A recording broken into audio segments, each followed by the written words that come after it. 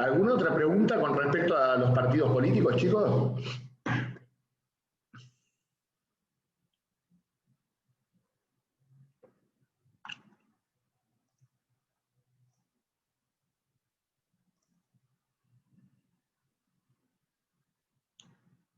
¿Nada? ¿Quedó clarinete? Todo claro. Bueno, ahora que dije clarinete también, si uno supiera la plata que pone Clarín para determinados candidatos, también me hubiésemos sabido a qué intereses respondían cuando fueron gobierno. Pero ese artículo actualmente sigue vigente. Plenamente vigente, obviamente. ¿Y por qué no se exige a los partidos que publiquen Y porque es una joda esto. Argentina? Un gran jurista llamado Carlos Santiago Nino, uno de los más grandes juristas que para mí ha dado este país, quien durante el gobierno de Alfonsín fuera ni más ni menos que el presidente del Consejo para la Consolidación de la Democracia, y también uno de los grandes mentores intelectuales de un proyecto de reforma constitucional que en su mayoría sería tomado luego por la Constitución del 94, tiene un libro maravilloso que se llama Un país al margen de la ley. Así nos describe a los argentinos, un país al margen de la ley. Igual con un montón de cosas pasa esto. Obviamente, obviamente. A mí me pasó que estudiando justamente esta materia, que ves mucho la Constitución, te das cuenta que hay un montón de cosas que no se respetan. Podríamos decir que la Constitución ha sido una de las normas menos respetadas de toda la historia. Ha sido una de las normas más ultrajadas de toda la historia argentina. Es que, profe, tampoco se enseña aportándole mucho valor o importancia. Yo en el colegio de la Constitución, poco y nada. Entonces, si uno desde chico o sea, no te digo de aprender todos los artículos, pero más o menos entender de para dónde va, qué importancia tiene. Y, por ejemplo, en mi época teníamos una materia que se llamaba instrucción cívica o educación cívica. Y estudiábamos esto, estudiábamos la Constitución. Igual también a mí me ha pasado, no solo con la Constitución, con la misma historia. En las clases de usted me he enterado de un montón de cosas que en el colegio te las dan muy por arriba y con una mirada muy general. Obviamente, obviamente. Primero, como digo, los colegios enseñan una única línea historiográfica. Y como consecuencia de seguir esa línea, obviamente hay personajes que quedan acallados, cosas que no se ven, hechos que no les conviene dar en profundidad. No digo que esto sea culpa de los docentes, porque también es cómo forman a los docentes.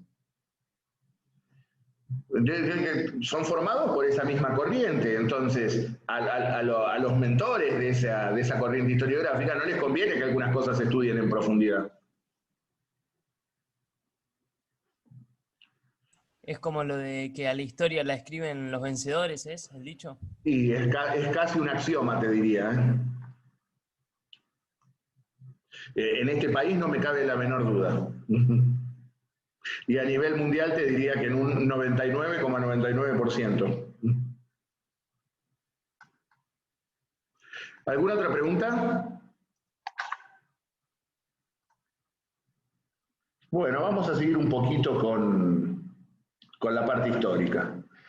Volvemos a retomar 1892, entonces, octubre de 1892, se inicia la presidencia de Luis Sáenz Peña. Y la presidencia de Luis Sáenz Peña sería terriblemente tumultuosa. Primero porque todavía se sentían los efectos de la crisis económica que derivó en la Revolución del Parque. Y en segundo lugar, porque claro, Luis Sáenz Peña era un hombre que había militado en el viejo rosismo, era un viejo federal que había entrado en el ostracismo político como consecuencia de Caseros, y que había sido rescatado por el viejo autonomismo. Era ministro de la Corte, nunca tendría que haberse ido de la Corte. Las circunstancias políticas o las chicanas políticas de Roca lo llevaron a la presidencia, un cargo para el cual no tenía el más mínimo sostén ni político ni personal. Y esto se vio claramente expuesto en las dificultades que tuvo siempre para conformar su gabinete. En 3 años debe haber producido fácil una treintena de recambios ministeriales, es decir, y no le duraban nada a los ministros prácticamente. Con lo cual fue un gobierno difícil, de poca base de sustentación política. Lo que sí debemos mencionar del gobierno de Luis Sáenz Peña es que durante su gestión se produjo la primera reestructuración de deuda soberana, como diríamos hoy, o la primera reestructuración de deuda, un arreglo que llevó a cabo su ministro de Hacienda, Juan José Romero. Y por otro lado también, en 1893, iba a estallar una nueva revolución. La flamante Unión Cívica Radical nuevamente cargaría contra el régimen a efectos de lograr por la fuerza la consagración del respeto por la pureza del sufragio y del sufragio universal.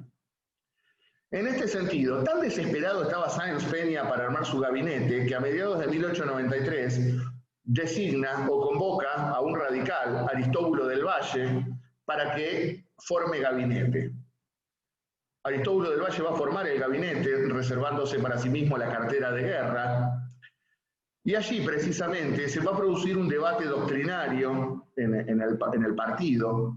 Algunos sostenían que la revolución debía darse desde abajo, como sostenía Hipólito Yrigoyen, mientras que Del Valle sostenía que al tener algunos ministros en el gobierno podía precisamente manipularse determinados sectores a efectos de lograr cambios desde el propio gobierno. Cuestión que era insólita, pero bueno, era lo que pensaba Del Valle. En ese contexto, en julio de 1893, estalla una revolución radical. Esta revolución, a diferencia de la de 1890, no fue un fenómeno únicamente porteño, sino que la revolución de 1893 tuvo ramificaciones prácticamente en 4 o 5 provincias. Estalló no solamente en la capital, sino también en la provincia de Buenos Aires, donde estuvo perfectamente organizada por el titular del comité de la provincia, Hipólito Yrigoyen. Fue una verdadera maquinaria suiza la revolución en la provincia, de un orden y de una pulcritud enorme. Se tomó el gobierno prácticamente sin derramar una sola gota de sangre. Le ofrecieron el gobierno de la provincia a Yrigoyen no aceptó. Fue designado gobernador el doctor Juan Carlos Belgrano, nieto del general. También la revolución estalló en las provincias de Santa Fe, San Luis, Córdoba, Tucumán. Es decir, fue un movimiento más de alcance federal, de alcance nacional, esta revolución de 1893. Y como ya les digo, en la provincia se logró el desplazamiento del gobernador, un Julio Costa, un viejo mitrista. Sin embargo, va a durar tan solo 7 días la revolución en el gobierno provincial, va a ser reprimida por el ministro del Interior, de Luis Sáenz Peña. Obviamente, frente al estallido revolucionario, todos los ojos oficiales miraron a Aristóbulo del Valle, quien se vio forzado a renunciar.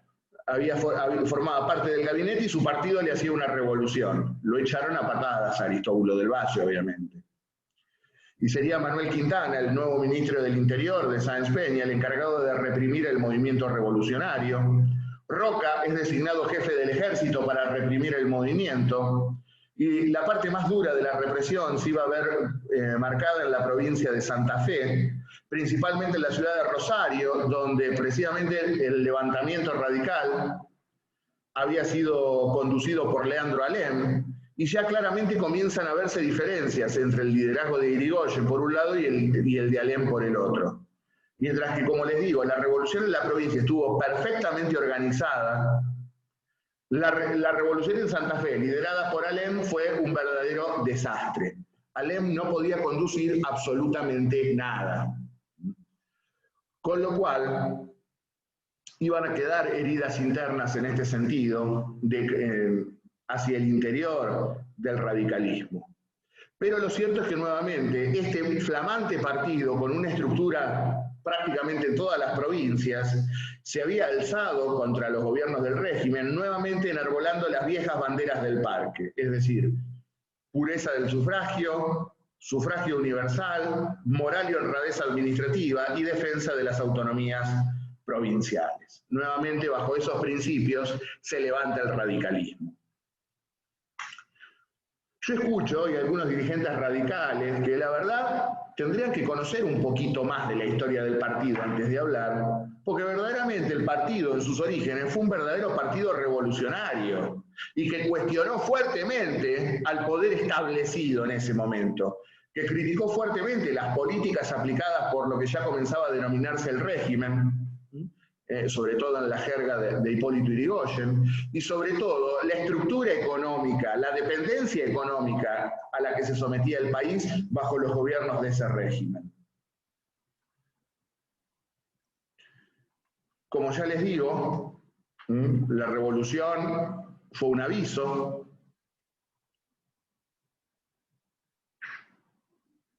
pero sin embargo en agosto son depuestas las armas. Yrigoyen se rindió prácticamente sin pelear en la provincia, que esta es otra de las características que tuvieron las revoluciones radicales. Las revoluciones radicales en sí mismas no pretendieron destituir al gobierno, sino que por lo que presionaban era precisamente por la libertad electoral, por la modificación del sistema electoral a efecto de darles garantías a la oposición para concurrir a las urnas. Por eso también el término de revolución y no golpe de Estado, como me preguntaron ayer. Al radicalismo no le interesaba llegar al gobierno por la vía revolucionaria, así lo que pretendía, como diría el propio Hipólito Yrigoyen, no queremos cargos, lo que queremos son garantías para concurrir libremente a las urnas. Si bien la revolución se rinde en agosto, en septiembre Alem pretendió nuevamente iniciar otro levantamiento en Santa Fe. Yrigoyen se opuso, consideraba que luego de lo que había sido la revolución que había estallado en julio, era un disparate volver a lanzarse, y esta oposición de Yrigoyen a la voluntad de Alem es lo que generó la ruptura entre tío y sobrino. Alem era el tío de Yrigoyen, precisamente. Y lo cierto es que esta revolución de 1893 también hirió de muerte al gobierno de Luis Sáenz Peña. Luego de la revolución de 1893, Sáenz Peña continuó un año más en el gobierno, pero completamente hackeado. Se mantuvo la inestabilidad del elenco gubernamental de Sáenz Peña. Y el sumum del desprestigio de Sáenz Peña llegaría como consecuencia de que el Congreso de la Nación decide votar una amnistía a los revolucionarios de 1893. Es decir, aquellos que habían participado de los movimientos revolucionarios y se encontraban detenidos. En este sentido, el Congreso vota la amnistía. Sáenz Peña se negaba terminantemente a promulgar esa ley, y frente a este panorama, con el Congreso decidido a sacarla, oponiéndose al presidente y sin el más mínimo apoyo político de su propio partido, en enero de 1895, Sáenz Peña renuncia y será reemplazado por su vicepresidente, José Evaristo Uriburu, un conservador proveniente de la provincia de Salta. Y Uriburu será quien comenzará a trabajar y a preparar el escenario para que cuando se produjese la renovación presidencial en 1898, fuera ahora sí el jefe del partido quien nuevamente retornara a la presidencia. Me refiero a la figura de Roca. Uriburu precisamente comenzará a trabajar a efectos de garantizar el acceso de Roca a la presidencia en 1898. En este sentido, Uriburu era un roquista hecho y derecho. De la gestión de Uriburu tenemos que mencionar algunas cuestiones. Durante la gestión de Uriburu se produce un recrudecimiento del conflicto limítrofe con Chile, con lo cual se produce una nueva carrera armamentista en el Cono Sur, lo que obliga al Estado argentino a comprar una serie de acorazados y destructores en Europa, gastando una enorme cantidad de plata. Y a su vez también se establece la ley que regla la obligatoriedad del servicio en la Guardia Nacional, una especie de milicia de alcance nacional, de la que debían participar todos los varones mayores de 20 años. Será el antecedente directo de lo que luego ya durante la presidencia de Roca, en el año 1902, sería el servicio militar obligatorio.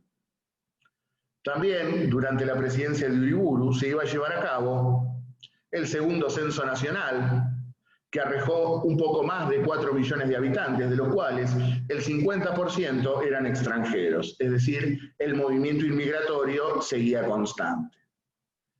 Y como bien dijo una compañera hoy, este censo nacional es el que genera la toma de conciencia de la necesidad de reformar la Constitución. En este sentido, la población argentina había crecido prácticamente 3 veces con respecto al censo de 1869, con lo cual la base poblacional para la elección de diputados nacionales prevista por el propio texto constitucional estaba completamente desactualizada. Y del mismo modo, con la consolidación del Estado Nacional, luego de la federalización de Buenos Aires en el 80,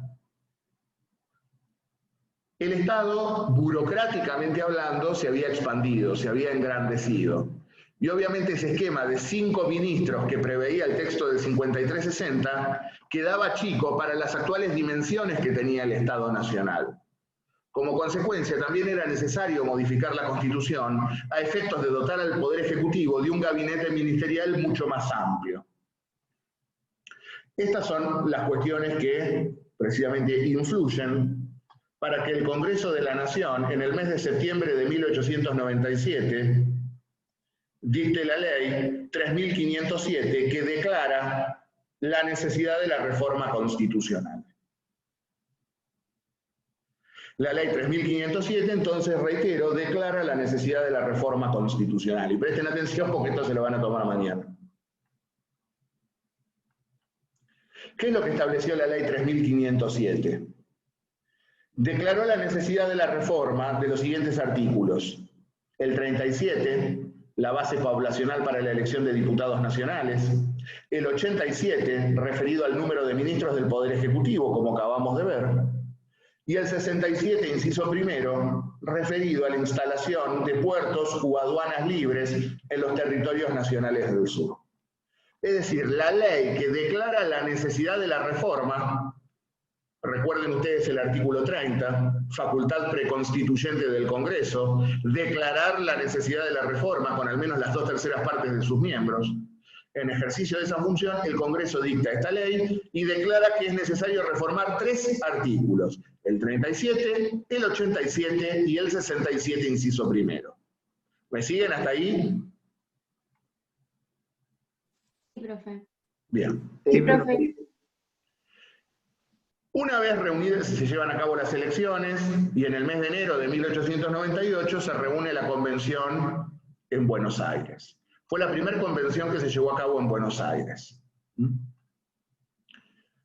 este sentido, más allá de la reforma, lo trascendente de esta reforma constitucional estaría marcada por la discusión que se dio en el seno de la misma acerca de la competencia de las convenciones reformadoras. ¿Por qué menciono esto? Como saben ustedes, ya una vez reunida la convención, un grupo de convencionales presenta un proyecto pidiendo la separación de la Iglesia del Estado. Y un grupo de ciudadanos presenta un proyecto también a efectos de otorgarle representación en la Cámara de Diputados a los territorios nacionales del sur también y del norte. Digo, representación en la Cámara de Diputados a los territorios nacionales. Entonces, ¿qué pasa? ¿Qué es lo que se discute allí? Bueno, ¿cuál es el ámbito de competencia de la Convención Constituyente? La cuestión es, ¿puede la Convención Constituyente ir más allá de los puntos que el Congreso de la Nación fijó a la hora de declarar la necesidad de la reforma?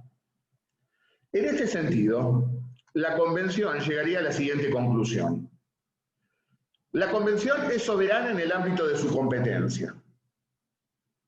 Es decir, dentro de la competencia que le otorga el Congreso, puede reformar algo, puede reformar todo o no puede reformar nada si lo desea.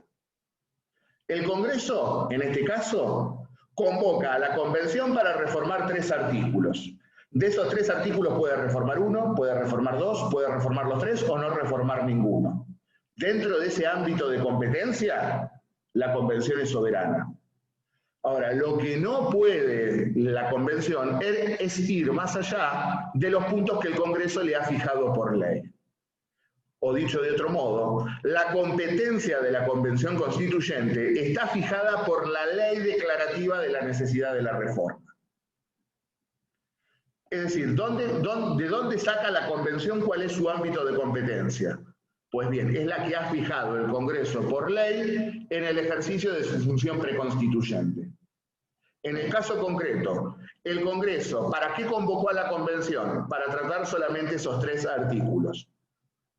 Por fuera de ese marco que ha fijado el Congreso, la Convención carece de competencia. ¿Y esto es porque se le ocurrió a los convencionales constituyentes? No. ¿Cuál es el fundamento de esto? Que la elección de los convencionales por el pueblo se produce sobre la base del temario que fijó el Congreso. Es decir, el pueblo a la hora de elegir convencionales lo hace para que reformen el 37, el 67 o el 87. Es decir, los convencionales carecen de mandato popular para reformar artículos para los cuales no fueron elegidos. Y es por esto que se considera que la Convención carece de competencia para ir más allá de los puntos fijados por el Congreso. En este sentido, reitero, la ley que declaró la necesidad de la reforma estableció 3 puntos a reformar.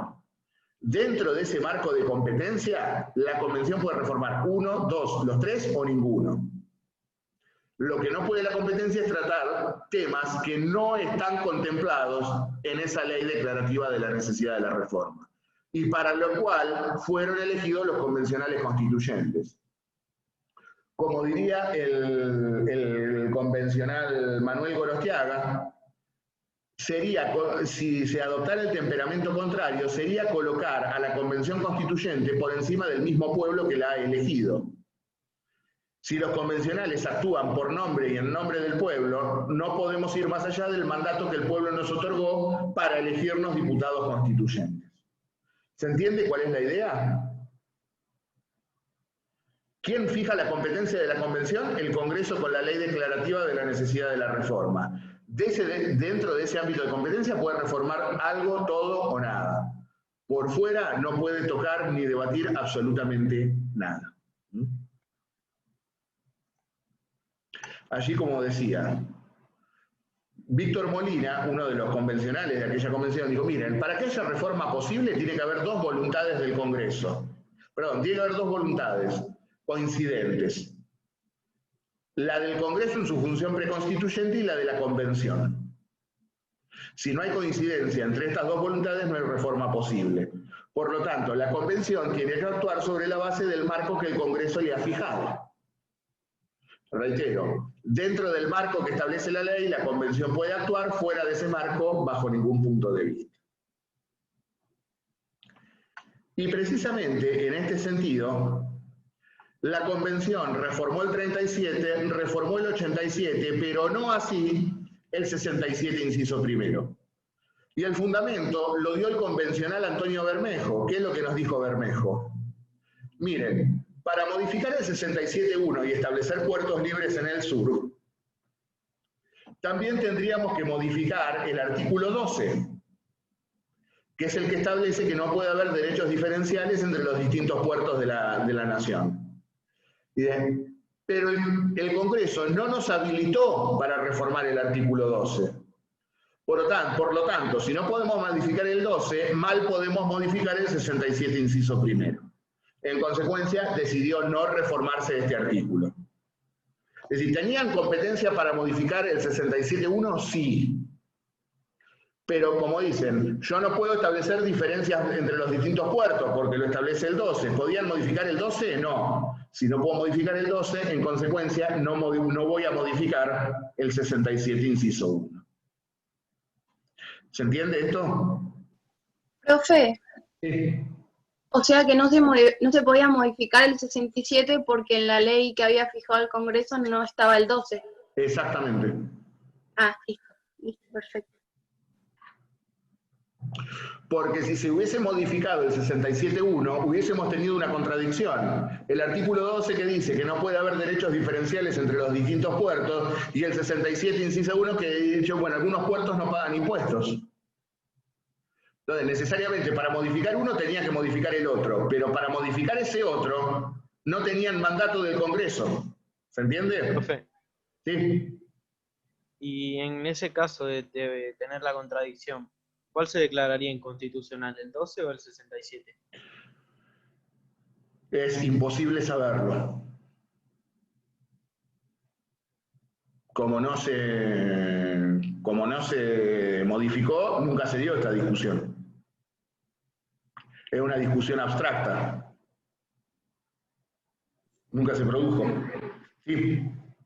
A mí me confunde la palabra soberana, o sea, se refiere a que la convención es soberana en los artículos digamos que le manda el Congreso para que ellos si quieren reformen o no, pero Exacto. después no puede tocar otros artículos que el Congreso no le dio. Exactamente. Así es. Ok, listo, gracias. Y este criterio fue establecido, por ejemplo, por la ley que declaró la necesidad de la reforma en el año 94. La ley 24.309 estableció primero un núcleo duro de temas que tenía que votarse todo por sí o por no, que luego verán en su artículo 2, y luego un temario de libre discusión. Y agregó una cláusula que si se introducía cualquier modificación por fuera de ese bloque duro del artículo 2 y por fuera de los temas de libre discusión del artículo 3, la reforma era nula de nulidad absoluta. Para que vean cómo funcionó este criterio. A vos te dimos mandato para que reformes todo lo que está en el 2 y todo lo que está en el 3. Cualquier reforma por fuera del 2 y por fuera del 3 es nula. La propia ley 24.309 lo estableció para la convención del año 94. Es el mismo criterio. Vamos a lo que sí, no tiene ninguna otra pregunta, vamos a lo que se modificó efectivamente. Lo que se modifica es el artículo 37 en cuanto a la base poblacional para elegir diputados. Va a fijar la base poblacional en un diputado cada 33.000 habitantes, o fracción que no baje de 16.500, es decir, cada 33.000 personas, un diputado. Ahora bien, dice, después de la realización de cada censo, el Congreso fijará la representación con arreglo al mismo, pudiendo aumentar pero no disminuir la base expresada para cada diputado. ¿Qué significa esto? Cada 10 años se hace el censo poblacional, ¿sí? O debería hacerse. En consecuencia, luego de cada censo, con el crecimiento de la población, tenemos que actualizar esta cifra. Ahora, ¿qué pasa? Significaría que cada vez que hacemos un censo, después tendríamos que modificar la Constitución para ver la base poblacional. Entonces, sabiamente, correctamente, el constituyente que hizo, bueno, después de cada censo, el Congreso de la Nación, por ley, tiene que actualizar la cifra. ¿Se entiende esto? Hoy, profe, ¿cuánto es? 110, algo así, ¿no? Hoy estamos en 1 cada 175.000, me parece. Ah, me quedé corto. Igual hoy tenemos un problema. La última actualización se hizo en el año 80. Luego del censo del 80.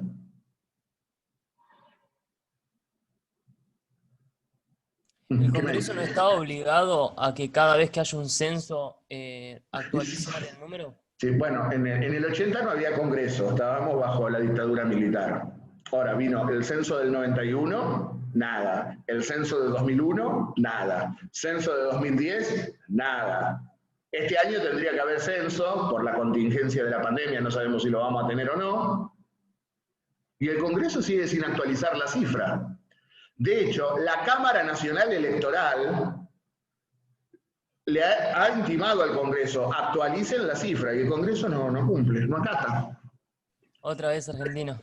Con lo cual, piensen ustedes, nuestra Cámara de Diputados hoy tiene la composición que los milicos dijeron que tienen que tener, porque la composición de la Cámara está regulada por una ley de facto. Profe, Sí. yo había entendido que el Congreso tiene que modificar la base poblacional en tanto y en cuanto la cantidad de habitantes aumente. Obviamente. Ah, Y sí, pero siempre aumenta. Nunca dio un censo que bajara la población. ¿Podemos buscar la cifra de habitantes del 80 y del último censo? Y creo que la cifra del 80 daba la friolera de 28 millones de habitantes, algo así, y hoy estamos en 44.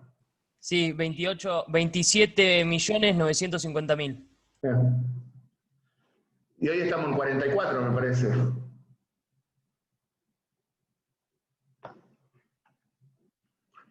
Pero además hay algo que tiene que quedar claro. Cuando se llega al piso de diputados, este número nunca puede disminuir. O sea que si en el 80 era más o menos uno cada 175.000, ahora estamos arriba de los 200 o 300, podemos acá. Y, aproximadamente. Deberíamos estar, mejor dicho. Tenía hechas las cuentas una vez y no sé dónde las tengo. Después de un día, si las encuentro, se las muestro. La próxima vez se las muestro. Bueno, pero igual eso no se modificó y al parecer no se va a modificar. No, olvídate. Bien, y el otro artículo que se modificó es el 87, referido a los ministros. Se pasó de 5 en el texto del 53 a 8 ministros ahora. El gabinete estaría compuesto por 8 ministros. Y a su vez también se delega en el Congreso la sanción de la ley de ministerios. Es decir, la Constitución solamente establece cuántos ministros hay, 8. Luego será el Congreso por ley quien determine cuál es la rama de cada ministerio. Esto se hace generalmente con cada recambio presidencial, de acuerdo a la impronta que cada presidente quiere darle a su gestión. Son los gabinetes que hay, son los ministerios que crea, los que disuelve, algunos los unifica, otros los pasa a secretarías, otras que eran secretarías pasan a ser ministerios. Es decir, esto lo determina cada presidente al asumir, que generalmente la primera ley que se dicta cuando asume un presidente es la ley de ministerios, a efectos de organizar su gabinete. O sea, él puede, entre esos 8, organizarlo como quiera. Exactamente, tienen que ser 8. De esos 8 los organizás como quieras. Justamente te iba a preguntar si no lo podía disminuir o aumentarlo. Son 8. Hoy, con la reforma del 94, no hay tope de ministros. Hoy no. Esto es la reforma del 98, que quede claro. Ah, se volvió a modificar. Sí, en el 94. Hoy estamos en 20 y pico de ministros, me parece. Ah, perfecto. Y el Estado hoy no es el mismo que en el siglo XIX, esto es claro, no lo vean como algo peyorativo de aumento de la burocracia estatal. Por ejemplo, ¿ustedes saben cuántos ministerios hay en Rusia? 63 ministerios.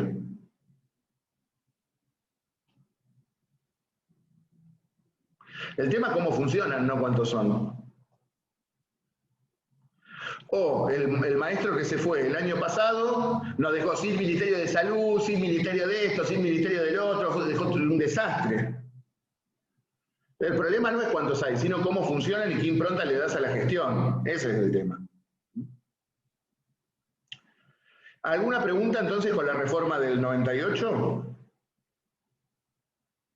No. Bien. Y ahora retomamos entonces el hilo histórico. Año 98, año del recambio presidencial. En este sentido, ya claramente el oficialismo se encolumna detrás del jefe, detrás de Roca. Roca estaba en condiciones de volver a ser presidente y quería volver a ser presidente. No cabía ninguna duda, el candidato del oficialismo iba a ser Roca, lo iba a acompañar como candidato a vice el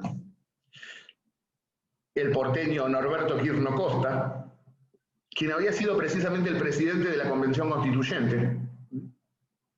Y para oponerse a Roca en las elecciones de 1898, se va a proponer una alianza entre el mitrismo residual, un sector del oficialismo antirroquista, es decir, el modernismo, aquel que había levantado la candidatura de Roque Sáenz Peña 6 años antes, y los radicales. Una alianza para enfrentarse a Roca. ¿Sí? ¿Qué me querían preguntar? Me recordaría que es el PAN. Partido Autonomista Nacional. Reitero, se propone una alianza entre mitristas, modernistas y radicales. En este sentido,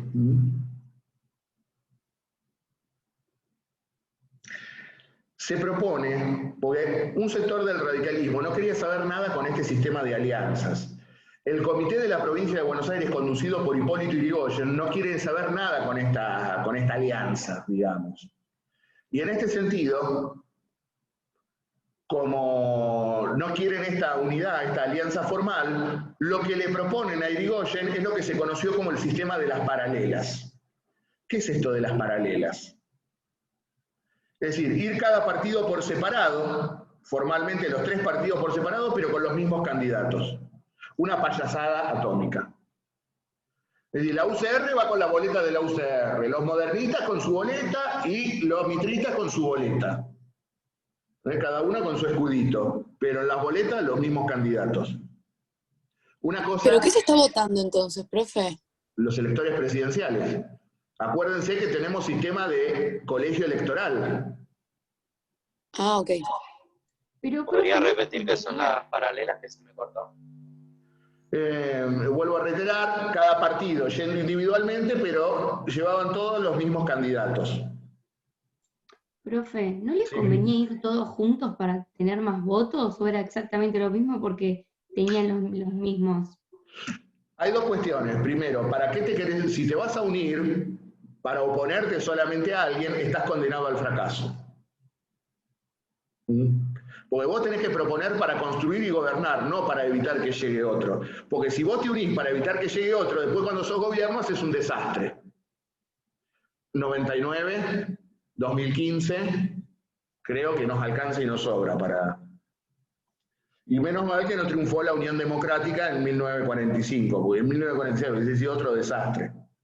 La otra cuestión es, si vos tenés convergencias programáticas con los que te vas a aliar, porque por ejemplo, Yrigoyen lo decía, pedirme hacerme mitrista, pero eso es como pedirme hacerme brasilero.